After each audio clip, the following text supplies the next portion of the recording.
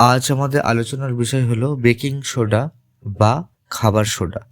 আমরা দোকানে যে সোডা ব্যবহার করতে দেখি খাবার জিনিসে, সেই সোডাটা নিয়েই হলো বেকিং সোডা। এর একটি আন্তর্জাতিক নাম রয়েছে, আইপিএসি নাম, যার নাম হচ্ছে সোডিয়াম বাইকার্বনেট, যার সংকেত NaHCO3।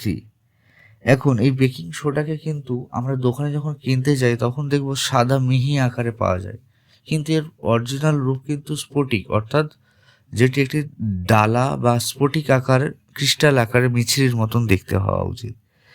এখন এই সোডিয়াম, এই বাইকার্বনেট বা বেকিং সোডার এর একটি স্বাদটি কেমন, লবণাক্ত। আমরা সোডা যদি খেয়ে থাকি, অনেকে গালে যদি কোনো অংশ পড়ে থাকে দেখবে হালকা একটা লবণাক্ত ভাবও রয়েছে, এবং এর আবার সোডিয়াম কার্বনেটের মতন ক্ষারীয় স্বাদও রয়েছে। এখন এই বেকিং সোডা আমরা প্রকৃতিতে যে অ্যান্টিসিড হিসাবে আমরা এটাকে ব্যবহার করতে পারি। পেটের অতিরিক্ত অ্যাসিড দূর করতে এটি খুবই গুরুত্বপূর্ণ। এছাড়া বুক জ্বালা পড়া বা অ্যাসিড রিফ্লাক্স এবং বদহজম থেকে সাময়িক মুক্তি দিতে পারে এই বেকিং সোডা।